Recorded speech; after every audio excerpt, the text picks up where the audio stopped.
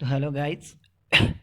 आज मैं आपके लिए लेके आया हूँ psychology questions, objective type question जो आपके HPSS VTT के जो कमीशन होने वाला है आर्ट्स मेडिकल नॉन मेडिकल्स उनके लिए है, बहुत ज़्यादा इंपॉर्टेंट रहने वाला है। तो एक टेस्ट सीरीज़ लेके आया हूँ मैं आपके लिए।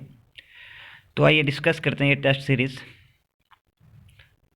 तो हमारे पास पहला क्वेश्चन है, शिक्षा में मनोवैज्ञानिक आंदोलन का सूत्रपात हुआ।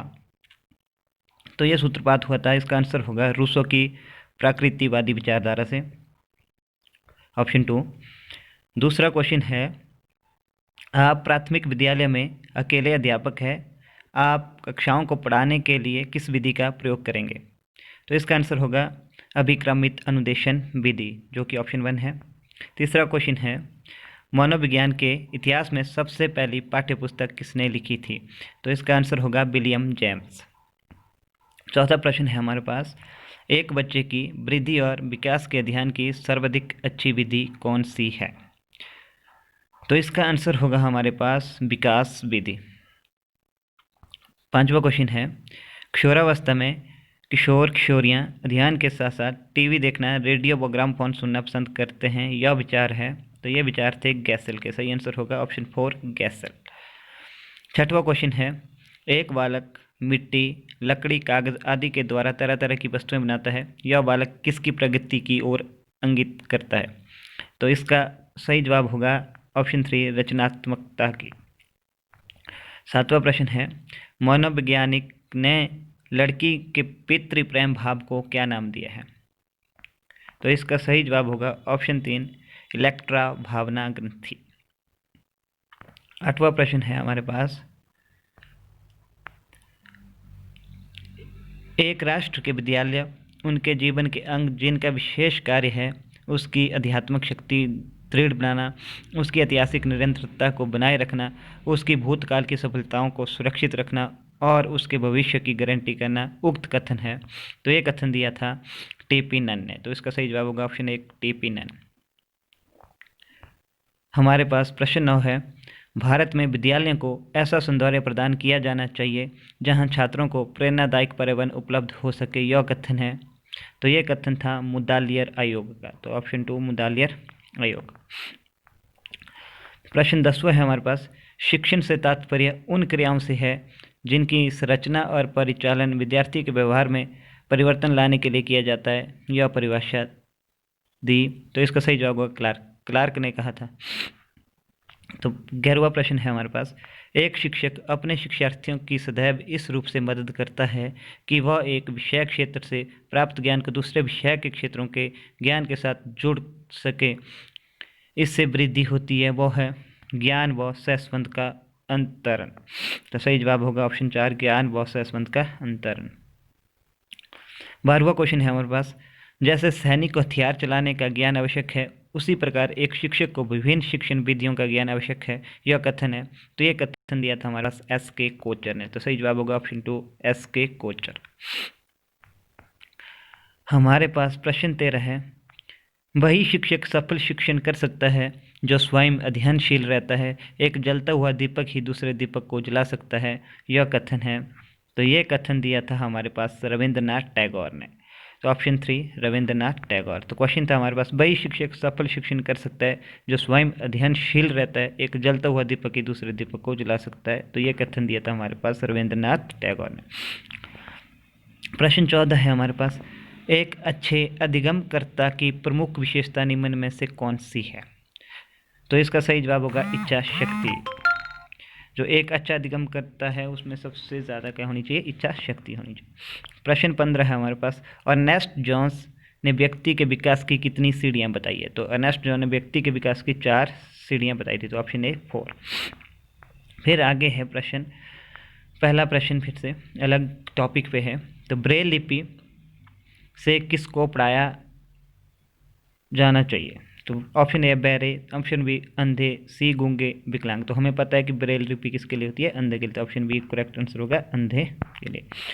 दूसरा प्रश्न है इसमें, पॉवलोव के शास्त्रीय अनुबंधन में, तो जो पॉवलोव का शास्त्रीय अनुबंधन था उसमें था पहले ध्वनि उसके बाद भोजन प्रस्तुत किया गया। तो ये था ऑप्शन बी इसका करेक्ट आंसर होगा। प्रश्न 3 है लैटिन शब्द साइको का अर्थ है, जो साइको है उसका क्या अर्थ है? तो ऑप्शन ए है मन, बी है चेतना, सी है व्यवहार, डी है आत्मा।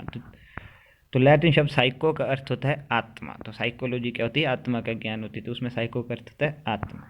प्रश्न 4 हमारे पास है व्यक्ति शब्द पर्सनैलिटी वर्ड की उत्पत्ति लैटिन भाषा के किस शब्द से हुई? तो इसका करेक्ट आंसर होगा ए पर्सोना।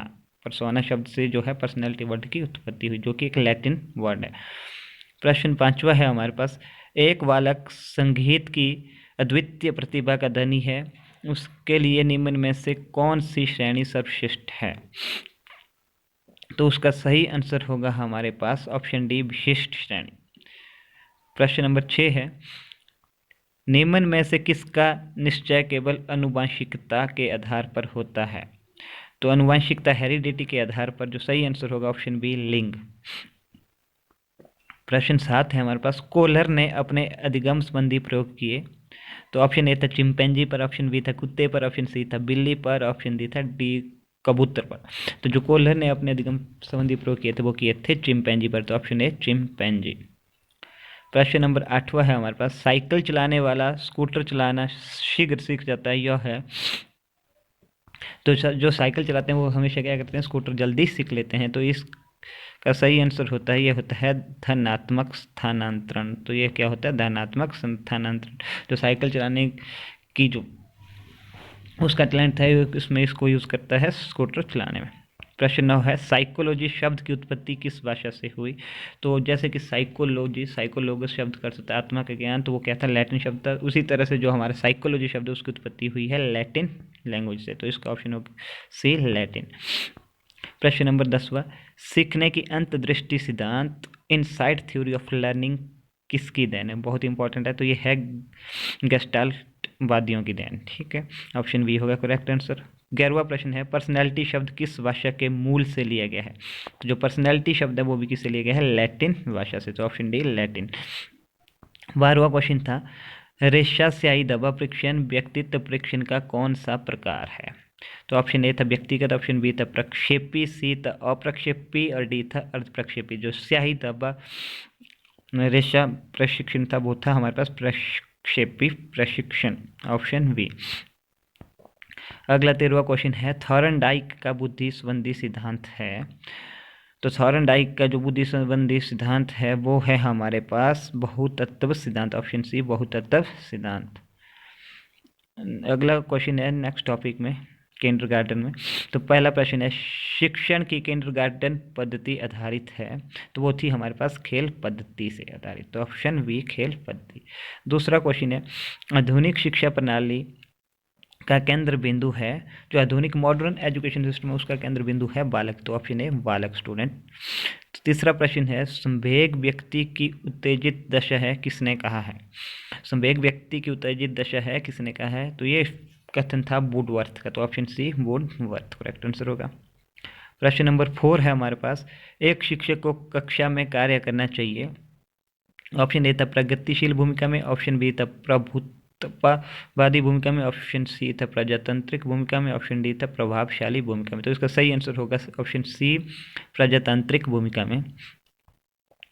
प्रश्न 5वां है हमारे पास क्रो एंड क्रो के अनुसार शिक्षा मनोविज्ञान की विषय वस्तु जिससे संबंधित है, तो उसका आंसर होगा सीखने को प्रभावित करने वाली दशाओं से। प्रश्न 6वां है सीखने की प्रोजेक्ट विधि किस अवस्था के लिए उपयोगी है? तो ऑप्शन ए था बाल्यावस्था, ऑप्शन बी था पूर्व बाल्यावस्था, ऑप्शन सी था किशोरावस्था और ऑप्शन डी था ये सभी। जो सीखने की प्रोजेक्ट विधि है वो सभी अवस्थाओं के लिए क्या है? उपयोगी है, तो इसका ऑप्शन सही आंसर होगा ऑप्शन डी ये सभी। 7वां प्रश्न था बच्चे का किस प्रकार का विकास विद्यालय और शैक्षिक द्वारा प्रभावित होता है? तो ये होता है मानसिक, ऑप्शन ए, बी था सामाजिक, सी था संवेगात्मक और डी था ये सभी। तो ये इसका करेक्ट आंसर होगा ऑप्शन डी ये सभी। प्रश्न नंबर 8 था कक्षा में जो विद्यार्थी प्रश्न पूछते हैं उन्हें उसका सही आंसर होगा कक्षा चर्चा में भाग लेने के लिए प्रोत्साहित करना चाहिए, ऑप्शन ए। प्रश्न नंबर 9 था किशोर के असामान्य व्यवहार एबनॉर्मल बिहेवियर का सबसे अधिक प्रभाव कौन सी संस्था को पड़ता है? तो इसका सही आंसर होगा बी समाज। जो किशोर का एबनॉर्मल बिहेवियर का सबसे ज़्यादा इफेक्ट पड़ता है वो पड़ता है सोसाइटी को। हमारे पास प्रश्न नंबर 10 था, निम्न में से कौन सा शिक्षण का अभिवरण नहीं है? ऑप्शन ए था घर, ऑप्शन बी था विद्यालय, ऑप्शन सी था संसद, ऑप्शन डी था मीडिया। तो इसका करेक्ट आंसर होगा ऑप्शन सी संसद। प्रश्न नंबर 11 है, पलायन मूल प्रवृत्ति से निम्नलिखित कौन सा संबंधित है? ऑप्शन ए था क्रोध, बी है दुख, सी है भय, डी है आश्चर्य। तो इसका सही आंसर होगा ऑप्शन सी भय। प्रश्न नंबर 12 है हमारे पास, क्षोरावस्था शैशवावस्था की पुनरावृत्ति है, तो ये कहा था हमारे पास एंडरसन, ऑप्शन डी एंडरसन ने। अगले टॉपिक में डेवलपमेंट कैरेक्टरिस्टिक में अब पहला प्रश्न है, विकास की विशेषता नहीं है, डेवलपमेंट कैरेक्टरिस्टिक नहीं है। और था वे प्रगतिशील होते हैं, बी था उनमें क्रमबद्धता होती है, सी था वे काफ़ी समय तक टिके रहते हैं, डी था विकास केवल मात्रात्मक परिवर्तन। तो इसका सही आंसर होगा विकास केवल मात्रात्मक परिवर्तन है, बाकी सारी की सारी क्या है विकास की विशेषताएं हैं। दूसरा प्रश्न था, विकास वह दशा है जो प्रगतिशील परिवर्तन के रूप में प्राणी में सतत रूप से व्यक्त होती है। यह प्रगतिशील परिवर्तन किसी भी प्राणी में भानुवस्था से लेकर प्रौढ़ावस्था तक होता है। परिभाषा दी है, ये परिभाषा दी थी James Drever, option C James Drever ने। तीसरा क्वेश्चन है, विकास के कितने पक्ष है? ऑप्शन ए था 2, दूसरा ऑप्शन है 3, सी में है 4, डी में है 5। तो इसका सही आंसर होगा 3, तो ऑप्शन ब 3। विकास का निम्न में से पक्ष नहीं है, तो विकास का जो पक्ष नहीं है वो है ऑप्शन द संबंध मूलक। पांचवा क्वेश्चन था, शैशवावस्था में जन्म से 5 से 6 वर्ष की आयु तक होती है, बालक की इसमें निम्न में से विशेषता नहीं है, तो शैशवावस्था की विशेषता नहीं है। तो इसका ऑप्शन होगा द घूमने की लालसा रखता है, क्योंकि इस एज में जो है बालक घूमने की लालसा नहीं रखता है। छठवां प्रश्न है, जाने पहचाने माहौल में आत्मविश्वास से घूमना किस अवस्था की विशेषता है? तो ये आंसर होगा शैशवावस्था, ये किसकी शैशवावस्था की विशेषता है। सातवां क्वेश्चन है, मानव के संपूर्ण जीवन काल से सबसे ज़्यादा विकास इस अवस्था में हो जाता है, ये किस अवस्था के लिए कहा गया है? ये है शैशवावस्था, जो मानव का जीवन काल का सबसे ज़्यादा विकास होता है वो होता है शैशव अवस्था में, ऑप्शन स शैशव अवस्था। आठवां प्रश्न है, बालक किस अवस्था में चलना, दौड़ना और शब्दों द्वारा अपनी आवश्यकताओं को व्यक्त करने योग्य हो जाता है? ऑप्शन अ था किशोरावस्था, ब था बाल्यावस्था, स था शैशवावस्था, द था प्रौढ़ावस्था। तो इसका सही आंसर होगा ऑप्शन स शैशव अवस्था। E.B. हार्लॉक ने विकास की अवस्थाओं में शैशवावस्था का समय बताया है, तो इसका सही आंसर होगा ऑप्शन ब जन्म से 2 सप्ताह तक। 10वां प्रश्न है, कोल महोदय ने विकास की शैशवावस्था का समय बताया है, तो जन्म से 2 वर्ष, ऑप्शन ब जन्म से 2 वर्ष, ये कहा था कोल ने। अगला शिक्षा पे पहला क्वेश्चन है, शिक्षा है, ऑप्शन ए है नियामक, बी है विधायक, सी है प्रयोगात्मक, डी है उपरोक्त सभी। तो इसका सही आंसर होगा नियामक। दूसरा प्रश्न है, मनोविज्ञान मन रहित विज्ञान है, ये कहा था वॉटसन है, ऑप्शन ए वॉटसन। तीसरा प्रश्न है, किस विधि से पागल व्यक्ति और पशुओं का अध्ययन किया जाता है? तो इसका आंसर होगा ऑप्शन बी बहिर्दर्शन विधि। चौथा प्रश्न है, मनोविज्ञान के सिद्धांत थ्योरीज ऑफ साइकोलॉजी पुस्तक किसने लिखी? तो ये लिखी थी विलियम जेम्स ने, पहली बुक थी, ऑप्शन ए। गिलफोर्ड ने प्रेरक बताए हैं, तो इसका सही आंसर होगा ऑप्शन बी 3, गिलफोर्ड ने 3 प्रेरक बताए थे। छठवां प्रश्न है, क्रोध है, तो इसका सही आंसर होगा बी चालक। सातवां प्रश्न है, बालक का सीखने का स्वभाव होता है, तो इसका सही आंसर होगा ऑप्शन ए सरल से कठिन की ओर, हमेशा जो बालक है सरल से कठिन की ओर सीखता है। प्रश्न 8वां है, सिद्धांतवादी थ्योरिस्ट किस प्रकार के व्यक्तित्व वाले बालक होते हैं? तो इसका सही आंसर होगा ऑप्शन ए अंतर्मुखी। 9वां प्रश्न है, व्यक्तित्व का सर्वश्रेष्ठ वर्गीकरण किसने दिया? तो इसका सही आंसर होगा William James, option B William James. 10वां क्वेश्चन है, TAT में कुल कितने कार्ड है? तो इसका सही आंसर होगा ऑप्शन सी 30, TAT में कितने कार्ड होते हैं? 30 कार्ड। 11वां प्रश्न है, 17वीं शताब्दी में मनोविज्ञान है मन का विज्ञान, ऑप्शन बी सही आंसर होगा मन का विज्ञान, साइंस ऑफ माइंड। 12वां क्वेश्चन है, बालक नैतिक विकास मोरल डेवलपमेंट के लिए आत्म केंद्रित होता है, तो ये होता है शैशव अवस्था में। 13वां क्वेश्चन है, बालक की शताब्दी वको 20वीं शताब्दी का है? क्रो एंड क्रो ने कहा था कि जो 20वीं शताब्दी है वो बालक की शताब्दी है। 14वां क्वेश्चन है, बालक का गर्भावस्था में विकास होता है, तो ऑप्शन बी सही आंसर होगा मानसिक विकास, जो गर्भावस्था के अंदर है किसी बालक का मानसिक विकास होता है। 15वां क्वेश्चन है, बालक का मानसिक विकास प्रारंभ होता है, तो ये शुरू होता है पिछले क्वेश्चन में जैसे हमने पढ़ा गर्भावस्था से, तो ऑप्शन बी गर्भावस्था। नेक्स्ट है आरटी के क्वेश्चन। तो पहला क्वेश्चन है आरटी के तहत कितने प्रतिशत निर्धन विद्यार्थियों के निजी स्कूल में एडमिशन करवाए जाएंगे? तो सही आंसर होगा ऑप्शन 1 25%। दूसरा क्वेश्चन है एसएमसी में अध्यक्ष होता है? तो ऑप्शन 3 गार्डियन। तो एसएमसी के अध्यक्ष जो होते हैं गार्डियन होते हैं। तीसरा क्वेश्चन है एसएमसी में अध्यक्ष सहित सदस्यों की संख्या होती है? अध्यक्ष सहित सदस्यों की संख्या होती है 15, जिसमें अध्यापक भी होते हैं और गार्डियन भी होते हैं। चौथा क्वेश्चन है राजस्थान में आरटी का संबंध है? तो ऑप्शन 3 2011 से, जबकि ये 2009 में आ गया था। पांचवा क्वेश्चन है आरटीए के तहत प्राइमरी स्कूल में छात्र शिक्षक अनुपात है? तो वो होगा 30:1, यानी कि 30 छात्रों पे एक अध्यापक। छठवां क्वेश्चन है आरटी के तहत उच्च प्रारंभिक विद्यालय हाई स्कूल में छात्र शिक्षक अनुपात है? हाई स्कूल में जो शिक्षक अनुपात होगा वो होगा 35:1, 35:1, यानी कि 35 छात्रों पे एक अध्यापक। आरटी के तहत प्राथमिक विद्यालय में 200 से अधिक नामांकन होने पर छात्र शिक्षण अनुपात होगा? अगर 200 से अधिक छात्र किसी स्कूल में होंगे तो वहाँ पे छात्र शिक्षक का अनुपात होगा 40:1, 40:1, यानी कि 40 स्टूडेंट्स पे एक टीचर। आठवां क्वेश्चन है आरटी के तहत प्राथमिक विद्यालय में 160 छात्र हो तो कितने अध्यापक होंगे? तो अगर 160 छात्र होते हैं किसी प्राथमिक स्कूल में तो वहाँ पे 7 अध्यापक का होना जरूरी है। तो ऑप्शन 3 7। अब आरटी के तहत उच्च प्राथमिक विद्यालय में कितना नामांकन होना पर शारीरिक शिक्षक होता है? जो उच्च प्राथमिक विद्यालय है वहाँ पे अगर 120 से अधिक छात्र होते हैं तो वहाँ पे एक शारीरिक शिक्षक का होना जरूरी है। ऑप्शन 2 120। तो 10वां क्वेश्चन है आरटी के तहत एक अध्यापक प्रति सप्ताह कितने घंटे कार्य करेगा? जो आरटी में कहा गया था उसमें कहा था कि एक सप्ताह में एक अध्यापक जो है 45 घंटे कार्य करेगा। तो ऑप्शन 2 45। 11वां क्वेश्चन है आरटी के तहत उच्च प्राथमिक विद्यालय में एक वर्ष में शैक्षिक घंटों की संख्या है? तो एक वर्ष में जो शैक्षिक घंटे होंगे उच्च प्राथमिक विद्यालय में होंगे 1000। ऑप्शन 4 1000। तो 12वां क्वेश्चन है आरटी के तहत प्राथमिक विद्यालय में एक वर्ष में शैक्षिक घंटों की संख्या है? तो वहाँ है ऑप्शन ए 800। तो यहाँ पे कन्फ्यूज़ नहीं होना है। उच्च प्राथमिक विद्यालय में जो होंगे एक वर्ष में शैक्षिक घंटे वो होंगे 1000, और जो प्राथमिक विद्यालय होंगे वहाँ होंगे एक वर्ष में 800 शैक्षिक घंटे। 13वां क्वेश्चन है आरटी के तहत एसएमसी में अध्यापकों का कितना प्रतिशत है? तो इसका सही आंसर होगा ऑप्शन 4 75%। जो एसएमसी कमेटी होती है उसमें 75% जो है अध्यापक होंगे 75%, और 25% जो है स्कूल का स्टाफ। हमारे पास क्वेश्चन नंबर 14 है आरटी संपूर्ण भारत में कब लागू हुआ? तो इसका सही ऑप्शन होगा 1 अप्रैल 2010, यानी कि 1/4/2010। ऑप्शन 3। 15वां क्वेश्चन है आरटी को लोकसभा में कब पारित किया गया? तो इसका सही जवाब होगा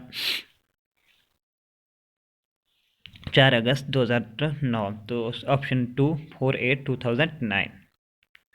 तो अगला क्वेश्चन है हमारे पास अगले टॉपिक में मूल प्रवृत्तियां चरित्र का निर्माण करने के लिए कच्चा माल है और शिक्षक को अपने सब कार्य में उसके प्रति ध्यान देना आवश्यक है। किसका कथन है? तो ये कथन था हमारे पास रॉस का। ऑप्शन सी रॉस का।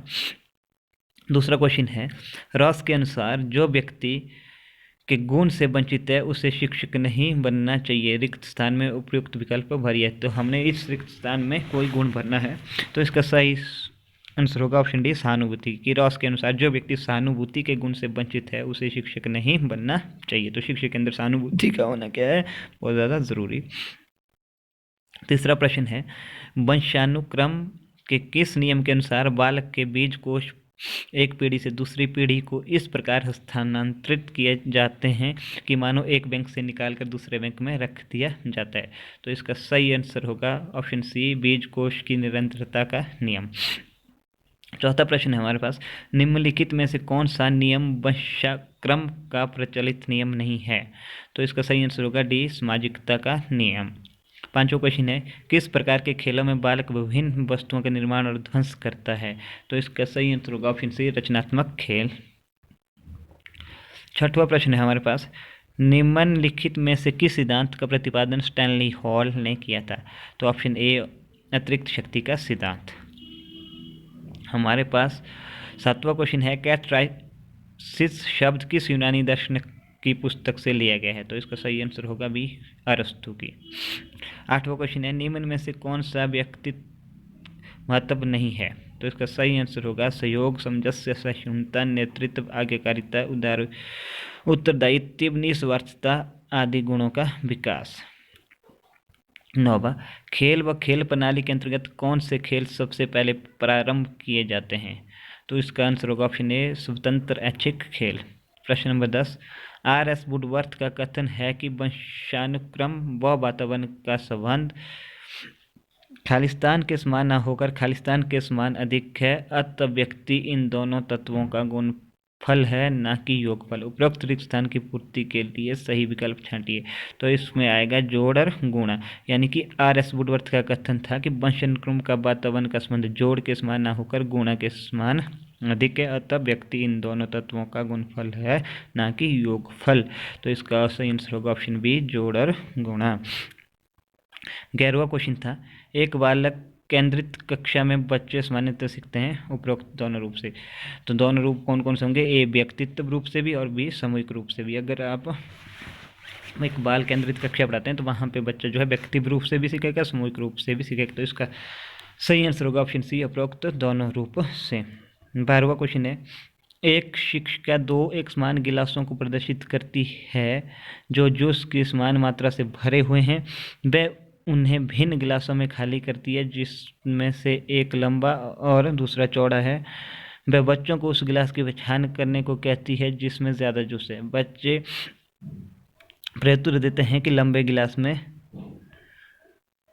ज़्यादा जूस आता है। शिक्षिका के बच्चों का खालिस्तान कठिनाई है। तो विकेंद्रीकरण कठिनाई होती है, विकेंद्रीकरण। डी, बाल का व्यवहार वातावरण और वंशक्रम दोनों का सम्मिलित परिणाम है, न कि किसी एक का, अर्थात। तो इसका सही आंसर होगा डी, वंश परंपरा प्लस वातावरण यानी कि व्यवहार। 14वां क्वेश्चन है, शैक्षिक समस्याओं एजुकेशन प्रॉब्लम्स से ग्रस्त बालकों को किस प्रकार की समस्याओं का सामना करना पड़ता है? तो इसका सही आंसर होगा ऑप्शन सी, मानसिक सक्रियता का कम होना। तो उनमें क्या होती है? मानसिक सक्रियता कम होती है। 15वां प्रश्न है, एक अध्यापक किसी भी समूह में समुदाय आधारित विभिन्नताओं को समझ सकता है? तो ऑप्शन डी, भाषा एवं अभिव्यक्ति के आधार पर।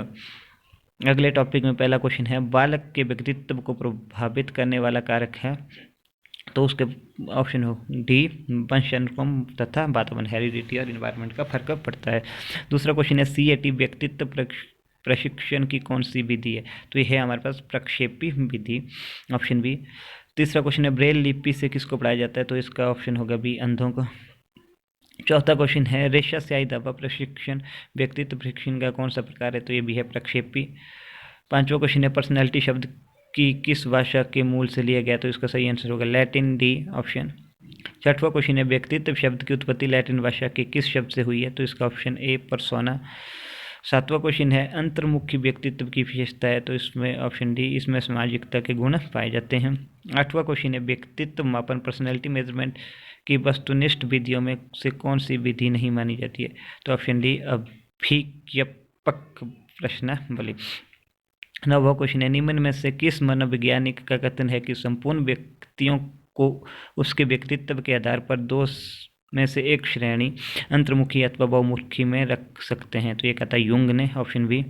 10वां क्वेश्चन है, निम्न में से प्रश्नावली व्यक्तित्व परीक्षण पर्सनैलिटी टेस्ट की कौन सी विधि है? तो इसका सही आंसर होगा ऑप्शन डी, व्यक्तिनिष्ठ विधि। 11वां क्वेश्चन है, TAT टेस्ट में कितने कार्ड होते हैं? Option C, 30। 12वां क्वेश्चन है, एकांत में विश्वास रखने वाला व्यक्ति कहलाता है? उसका ऑप्शन ए, अंतर्मुखी। 13वां क्वेश्चन है, व्यक्तित्व को अंतर्मुखी एवं बहुमुखी वर्गों में सबसे पहले वर्गीकरण किसने किया? तो इसका सही आंसर होगा सी, युंग। छात्र के असामान्य व्यवहार के अध्ययन के लिए निम्नलिखित में से किस प्रणाली का उपयोग सही है? तो ऑप्शन बी, व्यक्ति इतिहास प्रणाली। 15वां क्वेश्चन है, वंचित व्यक्तित्व होता है? ऑप्शन बी, संवेगी स्थिर। अगले टॉपिक में पहला क्वेश्चन है, वैचारिक क्रिया अवस्था होती है? तो ऑप्शन सी, 7 से 12 वर्ष की। दूसरा क्वेश्चन है, भूख एक चालक है और भोजन एक? तो इसका ऑप्शन सी, उद्दीपन, जब भूख लगती है तो हमें उद्दीपन होता है। ऑप्शन 3 है, अभिप्रेरणा प्रदान करने में कौन महत्वपूर्ण भूमिका निभाता है? तो इसका ऑप्शन ए, शिक्षक, अभिप्रेरणा मतलब मोटिवेशन। प्रश्न चौथा है संप्रेषण से आशय है, तो ऑप्शन बी विचारों का आदान प्रदान। पांचवा क्वेश्चन है शिक्षक बालक के व्यवहार में किस तरह परिवर्तन कर सकता है, तो ऑप्शन ए पुरस्कार द्वारा, ऑप्शन बी प्रशंसा द्वारा, ऑप्शन सी भत्सना द्वारा, ऑप्शन डी इन सभी के द्वारा। तो इसका सही आंसर होगा ऑप्शन डी इन सभी के द्वारा। छठवां क्वेश्चन है शिक्षा में अभिप्रेरणा का महत्व दर्शाने वाला बिंदु नहीं है, तो ऑप्शन डी खेलकूद। सातवां अभिप्रेरणा का निम्न में से कौन सा सिद्धांत नहीं है, तो बी थॉर्नडाइक का सिद्धांत। आठवां क्वेश्चन किसी ज्ञान की प्रथम सीढ़ी माना जाता है, तो ऑप्शन ए संवेदना को। नौवां क्वेश्चन लेविन के अनुसार व्यवहार व्यक्ति तथा वातावरण कार्य उन्होंने किस सिद्धांत में इस बात को महत्व दिया है, तो ऑप्शन बी क्षेत्रीय सिद्धांत में लेविन ने कहा थे। 10वां क्वेश्चन है मैं पुस्तक पढ़ना पसंद करता हूं क्योंकि निम्न में से एक आंतरिक अभिप्रेरणा का कथन है, तो ऑप्शन सी पुस्तक पढ़ने से मुझे आनंद मिलता है। 11वां क्वेश्चन प्रेरकों के वर्गीकरण में निम्नलिखित में से कौन सा सही नहीं है, तो ऑप्शन ए व्यवहारिक प्रैक्टिकल। 12वां क्वेश्चन है ऐसे प्रेरक जो जन्म के साथ ही व्यक्ति लेकर आता है वह है ए जन्मजात प्रेरक। 13वां क्वेश्चन है बालक के चिंतन विकास में सहायक है, तो ऑप्शन ए था भाषा, ऑप्शन बी था उत्तरदायित्व, ऑप्शन सी था ज्ञान, ऑप्शन डी था उपरोक्त सभी, तो उपरोक्त सभी। 14वां क्वेश्चन है चिंतन के प्रमुख प्रकारों में है, ऑप्शन ए था प्रत्यक्षात्मक चिंतन, ऑप्शन बी था प्रतीयात्मक चिंतन, ऑप्शन सी था कल्पनात्मक चिंतन, ऑप्शन डी था उपरोक्त सभी। तो चिंतन के सभी प्रकारों में ये सारे आएंगे, ऑप्शन डी। 15वां चिंतन मानसिक क्रिया का ज्ञानात्मक पहलू है, यह मन की बातों से संबंधित मानसिक क्रिया है, यह परिभाषा किस विद्वान की है, तो ऑप्शन सी रॉस की है। अगले टॉपिक में पहला क्वेश्चन है अधिगम के व्यवहार सिद्धांत के प्रतिपादक है, तो इसका सही आंसर होगा ऑप्शन डी क्लार्क हॉल। दूसरा प्रश्न है हमारे पास अधिगम की सफलता का मुख्य आधार माना जाता है, तो इसका सही आंसर होगा ऑप्शन सी लक्ष्य प्राप्ति और उत्कृष्ट इच्छा। तीसरा प्रश्न है हमारे पास अधिगम का मुख्य चालक कहलाता है, तो ऑप्शन ए उसको बोलते हैं मोटिवेशन अभिप्रेरणा। चौथा क्वेश्चन है पुनर्बलन के सिद्धांत का प्रतिपादन किया, तो इसका सही आंसर होगा ऑप्शन डी हल ने। पांचवा क्वेश्चन है बालक शरीर के अंगों का संचालन करना सीख जाता है किस प्रकार की अधिगम के माध्यम से, तो इसका सही आंसर होगा ऑप्शन ए गत्यात्मक माध्यम से। छठवां क्वेश्चन है एक बालिका को साइकिल चलाना आता है, वह स्कूटी खरीदती है तो आसानी से स्कूटी सीख जाती है, यह अधिगम का कौन सा स्थानांतरण है, तो इसका सही आंसर होगा डी सकारात्मक स्थानांतरण। पीछे भी ऐसा क्वेश्चन आया था एक।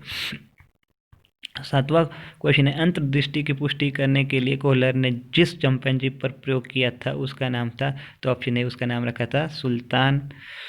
आठवां क्वेश्चन है सीखने के मुख्य नियमों के अतिरिक्त और नियम भी है जो मुख्य नियमों को विस्तार देते हैं, गौण नियम है, ऑप्शन सी निकटता का नियम। 9वां क्वेश्चन है विष्णु को पढ़ाई करते समय नींद आ रही है, वह नींद भगाने के लिए चाय पीता है परंतु चाय पीकर गहरी नींद में सो जाता है, यह अधिगम का स्थानांतरण है, तो यह है हमारे पास नकारात्मक अंतर। 10वां क्वेश्चन है क्रियात्मक अनुबंध ओरिएंटेशनल कॉन्ट्रैक्ट का सिद्धांत किसकी देन माना जाता है, तो इसका सही ऑप्शन होगा ऑप्शन बी स्किनर की।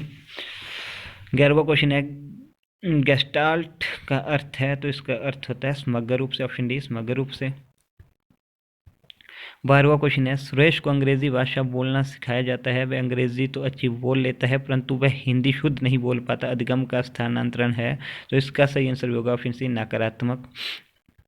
13वां क्वेश्चन पूजा सेकंड ग्राउंड की तैयारी कर रही है, सेकंड ग्रेड की तैयारी करिए, उसी दौरान उसके रेट का परिणाम आ जाता है तथा वह असफल हो जाती है, वह दुखी होकर तैयारी बंद कर देती है, क्लार्क हल के अनुसार उसे आवश्यकता है, तो सही आंसर होगा ऑप्शन सी पुनर्बलन, तो उसको पुनर्बलन की आवश्यकता है।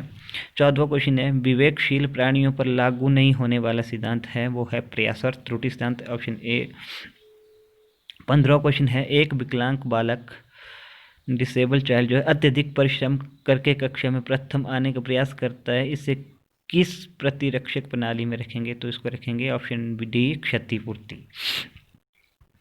लास्ट टॉपिक है उसका पहला क्वेश्चन है बच्चे के विकास के सिद्धांतों को समझना शिक्षक की सहायता करता है, ऑप्शन ए शिक्षार्थी की आर्थिक पृष्ठभूमि को पहचानने में, ऑप्शन बी है शिक्षार्थी को क्या पढ़ाना पढ़ना चाहिए व औचित्य स्थापित करने में। ऑप्शन सी है शिक्षार्थियों की भिन्न अधिगम शैलियों को प्रभावी रूप से संबंधित करने में। ऑप्शन डी है शिक्षार्थी के सामाजिक स्तर को पहचानने में। तो सही आंसर होगा ऑप्शन सी शिक्षार्थियों की भिन्न अधिगम शैलियों को प्रभावी रूप से संबंधित करने में।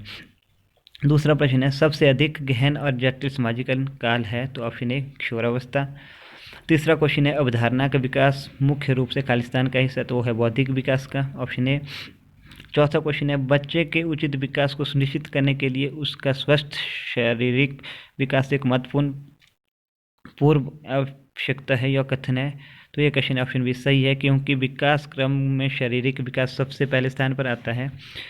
पांचवा क्वेश्चन है मानव विकास कुछ विशेष सिद्धांतों पर आधारित है, निम्नलिखित में से कौन सा मानव विकास का सिद्धांत नहीं है। तो है प्रतिवर्ती, ऑप्शन सी। छठवां प्रश्न है मानवीय मूल्य जो प्रकृति में सार्वत्रिक है वे विकास का अर्थ है। ऑप्शन डी अभिव्यक्ति। सातवां प्रश्न है हमारे पास बाल विकास की परिभाषा का अध्ययन क्षेत्र है जो। ऑप्शन डी किसी बच्चे का संज्ञानात्मक सामाजिक तथा दूसरे सामर्थ्यों का क्रमिक विकास के लिए उत्तरदायी होगा। आठवां प्रश्न है हमारे पास बच्चों में व्यक्तिगत शैक्षिक विभिन्नता का प्रमुख कारण है। तो इसका सही आंसर होगा ऑप्शन डी वंशानुक्रम तथा वातावरण हेरिडिटी और एनवायरनमेंट का फर्क पड़ता है। नौवां प्रश्न है अध्यापक कक्षा में प्रवेश करते ही छोटे छोटे प्रश्न पूछता है, वह बच्चों का कौन सा प्रशिक्षण कर रहा है। तो ऑप्शन ए होगा मौखिक। 10वां प्रश्न है हमारे पास अध्यापक छात्रों के व्यक्तिगत विभेद किस प्रकार सर्वोत्तम ढंग से जान सकता है। तो इसका सही आंसर होगा ऑप्शन डी मनोवैज्ञानिक प्रशिक्षण से। तो ये थे हमारे पास आज के टॉपिक। तो बहुत ज़्यादा इम्पोर्टेंट क्वेश्चन हमने इसमें साइकोलॉजी के डिस्कस किए हैं जो हमारे आने वाले टीजीटी कमीशंस और टेट के लिए बहुत ज़्यादा हेल्पफुल है। तो अगर आपको ये वीडियो हेल्पफुल लगी है तो चैनल को सब्सक्राइब करें, लाइक करें, शेयर करें। Thank you. मिलते हैं अगले वीडियो में।